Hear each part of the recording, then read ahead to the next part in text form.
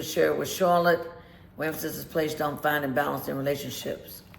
Since I'm into my season 3, we're part of this segment that involves letter sharing, and that is from you to me. And I want to first thank each and every one of you that felt compelled to reach out and give something or to assist Christina in her situation from my previous episode. So thank you for that. And also, this particular one really made me look again even at myself because of my age. I'm soon to be 68 years of age. But it also gave me a sense of true gratitude. And this particular episode is actually called The Silent Struggles of the Elderly. The Silent Struggles of the Elderly. And I received another letter. And this letter is from a gentleman who wrote, his name is Didi. And I want to read you his letter. And it says, to Share with Charlotte, from Didi. I was at an agency that was the Dallas County DCHHS Older Adult Services Program for Dallas County last week, where they help people that are in financial crisis and are in need of assistance with their utilities. I've been here on several occasions, but I was so shocked to see so many people when I arrived, and even more were coming. These people were 60 and up, just as myself, for this is the age to qualify for assistance from this agency. It was the longest line that I have ever seen before. It reminded me of Election Day when many would come out to vote. I was just shocked. It is true that American people need help in this day and time. And I just didn't realize it was to this degree. So he write the word help. I want to ask you a question. Where do we go from here? I want to respond to Didi. Where do we go from here? Where do we go from here is going to depend on the people of America. And the reason I say that is because we can no longer depend on the government in America. Because so many of our services and our programs and so many things that used to help the people are no longer available to help the people. So what that means is now the people have to stand up in order to also help themselves and to help other people. I thank God for this program through the Dallas County that was able to pay the utilities. Simply because that means that these particular people was in a position where they couldn't pay. And so that's a whole nother situation, because you may have somewhere you live in, but you're struggling with your bills and the expenses that come with it.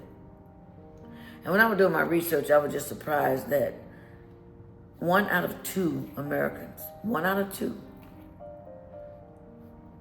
are 50 years and up or in the state of homelessness. 1 out of 2 people are 50 years and up that you see out here on the streets that are basically floating around pillar to post. Over half are 50 and up. That's a lot to be at that age. And some of you out there are looking at the fact that aging is scary. I don't want to be old. Well, the only alternative is if you die before you're old or elderly, because that's the only alternative that you have. Because if God continues to give you life, you're going to get older.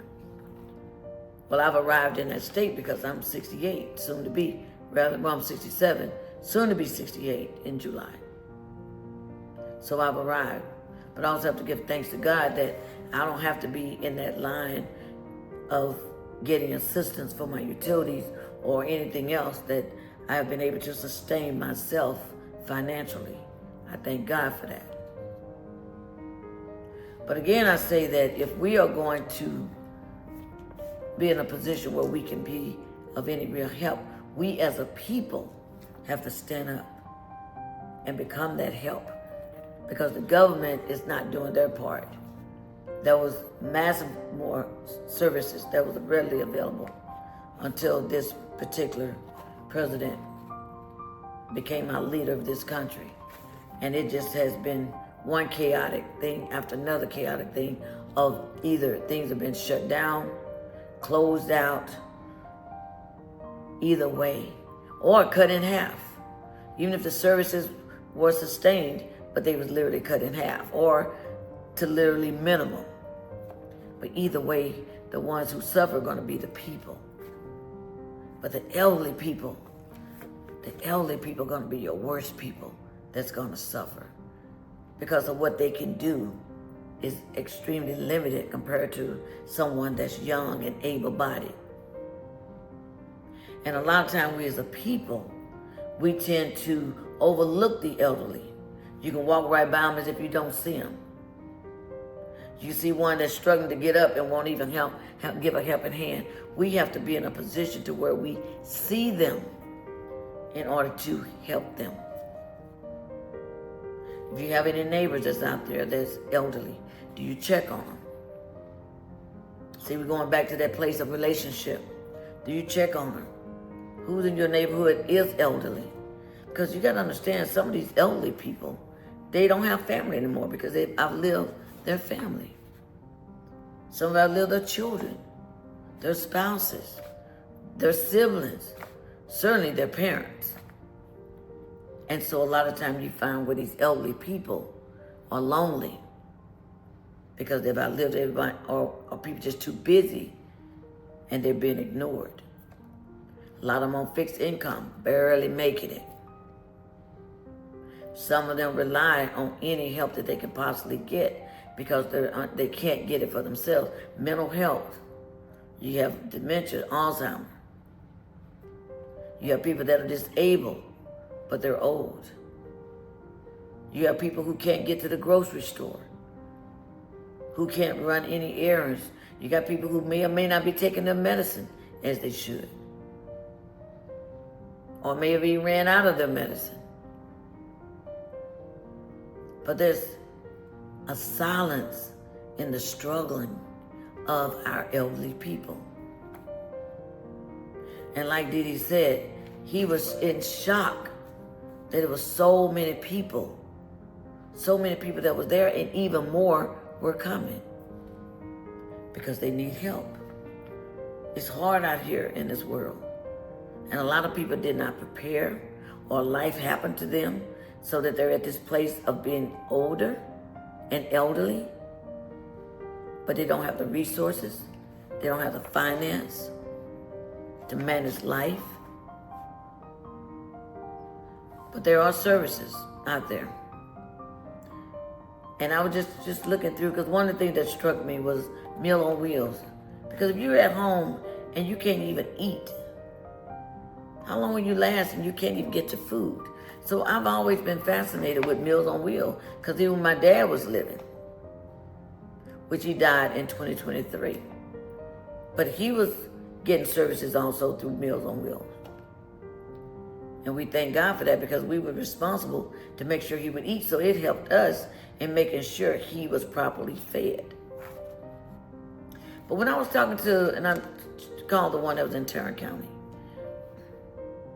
and I found out, which was surprising, because I don't know about you, but I always felt all Meals on Wheels was just an extension of one after the other. But I found out they're not even associated with each other.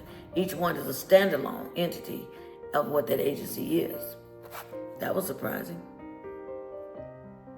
I was also surprised that not only do they feed people, but they also do wellness check. They take care of their pets. They pick up medications. They make sure they take their meds. They do a lot of things extra. So really, I talked to a gentleman named Philip Gonzalez, who just gave me a wealth of information. And I was blessed by what he was sharing with me. Because for my dad, they only had to deliver food. Probably because my dad was part of the VA program. And he was getting those additional services. But everyone don't have that. My father was just blessed. And we was blessed that the VA provided some really great services for him. But everybody don't have that military background. And so I love the fact that what I was told through Wheels on Meals is they act as caseworkers. If they go there and the house is too hot, they're going to make sure that you get an air condition. They go there that your house is too cold. They're going to make sure that there's heat. They provide the totality and the wholeness of services. And that was shocking to me. And also, if you want to volunteer, this is the one that was in Tarrant County. It's just 1 hour a week, 1 day. Just 1 hour within a week for one day. That's it. And I was like, I thought that was awesome. But see, we need those services. We need those services. But even if you had an elderly person and you got a service, an agency that provides this kind of services, but the elderly person cannot even pick up the phone, make the call, make the referral, because you're doing it on a computer. Even if you want to volunteer, you can sign up. You have to go on the website, sign up. But everybody don't know computer. They don't know technology. But where do we go from here? I'm just telling you, it's going to depend on the people. How much are the people willing to do, to give, to sacrifice? Because we no longer again can depend on the government. And the little money that some of these elderly people are getting is honestly, God, a joke. So you already know being on fixed income is not going to do a whole lot for them in how they sustain their life and their livelihood. Medicare, Medicaid, Social Security, all of that is up in the air right now. I'm on Social Security. I'm on Medicare. I don't know what's going to happen. I can't bank on that anymore. It's not 100% proof anymore. But just think if that's all I had, and I have other means of surviving. Can you imagine the stress that would put on anyone who living in a place of uncertainty, a place of fear, that they could just be cut off? And then what they do, you 75, you 80 years old. How you gonna go back to work? Who's gonna hire you to go back to work at 80, 75, with maybe some disability and some other issues you may have? Who's gonna hire you? So where do we go from here? It's gonna depend on the people. It's gonna depend on you. On what are you willing to do to make life better for people that are older. It's gonna take you to see people, to see these elderly people and offer assistance and offer help. It's going to take people helping people. That's what it's going to take. But that really made me think as I was reading Diddy's letter, because I kept thinking to myself, but God, I'm so blessed. I'm so blessed that I don't have to be in that line of paying my water bill, gas bill, light bill. I want you to look at your circumstances, because we complain about a lot of things in life.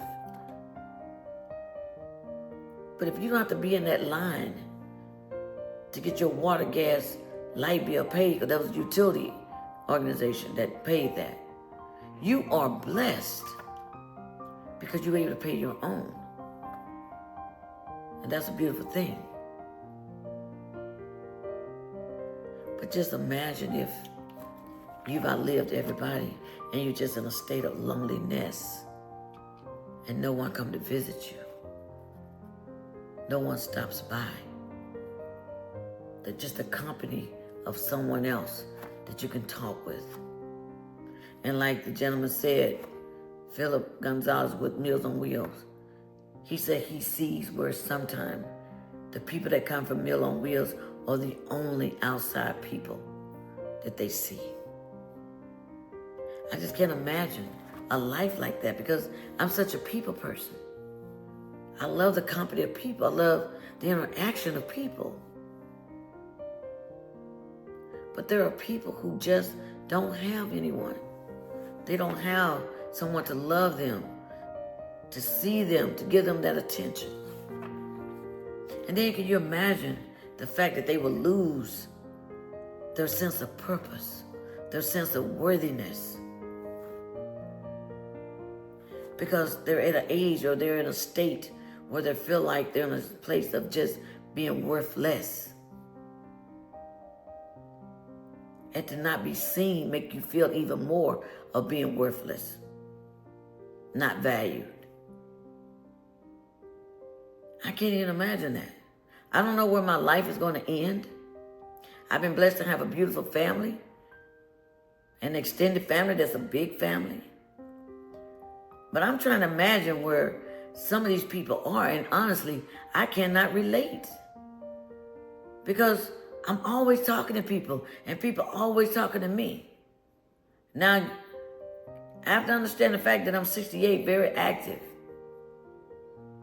I'm productive. I'm doing things.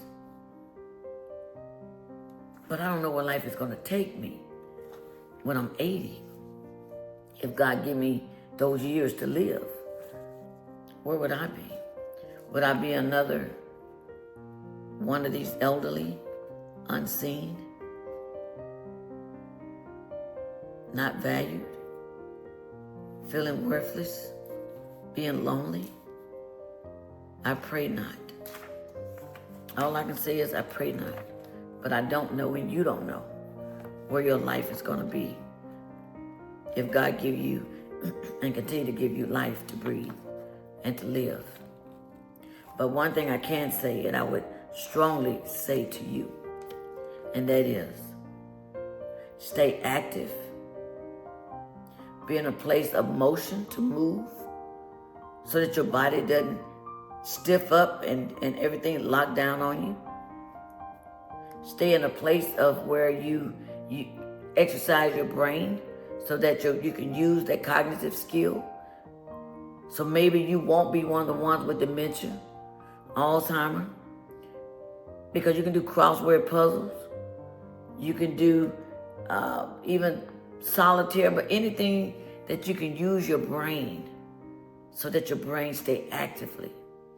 We get lazy with wanting to do things that are easy. Watching TV is not going to keep your brain active because they're just there to entertain you. You need something going to keep you thinking, actively using your brain so that you can know how to use it, because even that would get lazy.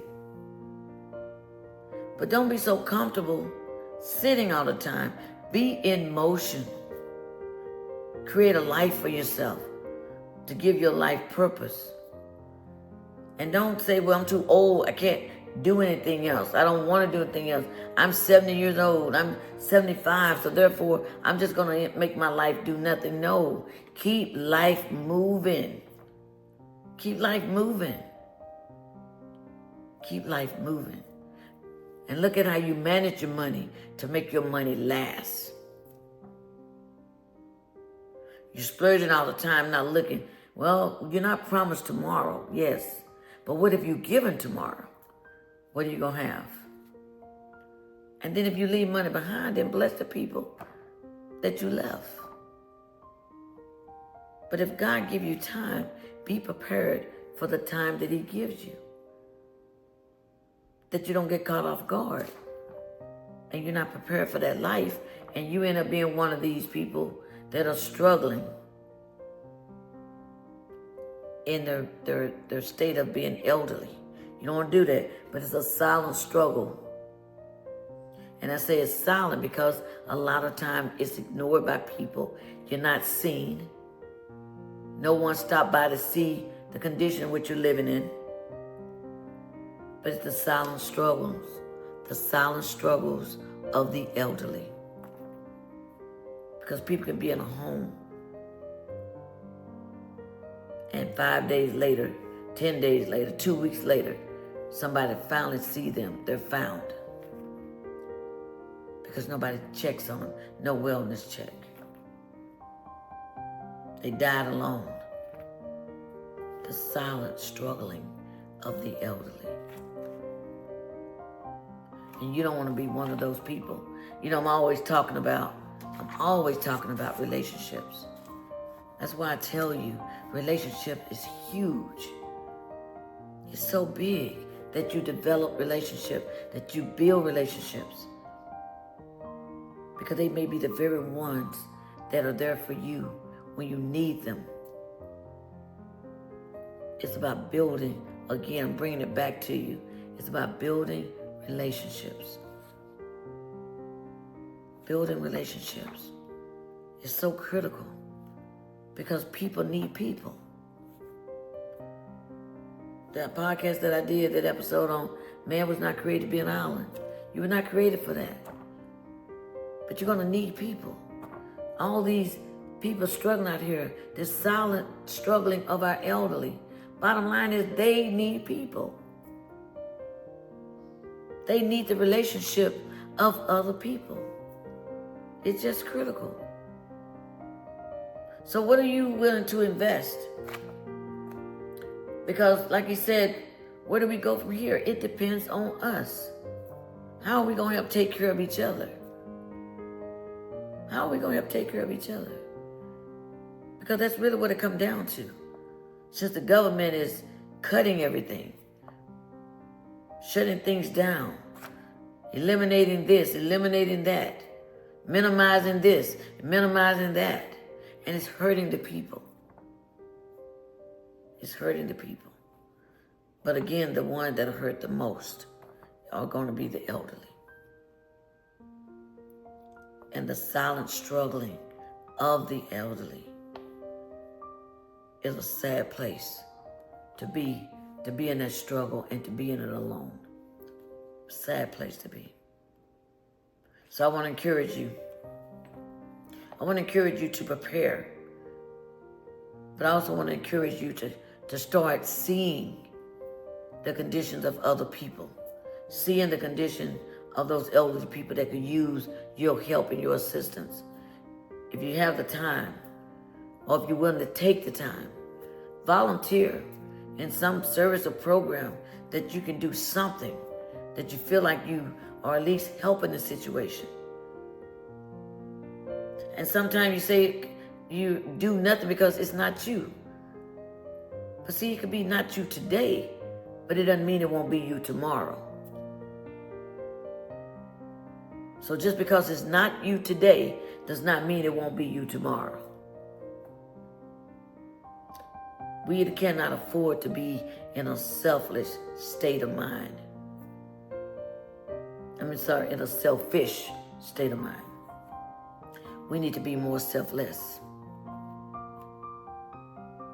Because it's what it's going to take. It's going to take us to rise up, us as a people to rise up and help each other. So if you're not doing absolutely nothing, please do something. Do something. Do something to feel like you at least contributing. As all part of the service and how we service people. So I want to leave you with that. And hopefully you would take that to heart. Because I thought this letter's like, wow, a lot more than he had ever seen before. As if it was out to vote. And that made me think of even Obama. Because I remember this long line when I went to vote for Obama. It just made me think of this long line of people coming to this one place to get that service to just cast their vote. Well, this was this long line where you was able to wait in line to get to that service of, can you pay my water bill? Can you pay my light bill? Can you pay my gas bill? I mean, I just have to thank God again. Thank you, Jesus. That I can be one that contribute, but not one that's in need. Thank you, God, for that. So I hope this has been one that's been encouraging to you. And I thank you, Dee Dee, for your letter. I thank you for wanting to share your letter with me, to just bring the awareness of what that is, to even be in that place. needing this. And I actually written down some stuff too, but I will have some services written, but as far as where you might can go to get some services, I'll have that at the end. But also, I just want to tell you and share with you again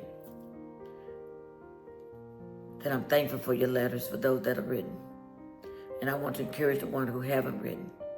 Share your story, share whatever you want to share with me. Even a place of just where you're thankful. Because I got so much to be thankful for. But I ask you, where are you thankful? Are you in one of those lines where you need services? What are you thankful for? Write me a letter at char@sharewithcharlotte.com. What are you thankful for? What are you thankful for?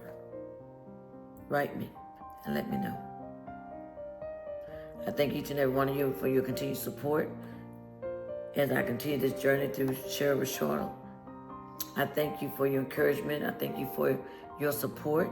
I thank you for those who subscribe and follow me and being a part of my podcast community. I thank you for your comments. I thank you for taking messages and sharing it with someone else. I thank you for that. I just thank you again for your love, for loving me on this journey. So I look forward to the next episode of Share with Charlotte. And I actually have a letter so worthy also of sharing with you at the next one. So I want you to take care of yourself. Again, be diligent in preparing yourself for what's coming. Preparing yourself if God give you life to live longer. Are you in a place of preparing for that? And again, I want to encourage you to do something. Do something in order to be a help. So we as a people can stand up and help each other. So thank you, and I look forward to you on my next episode. Be blessed.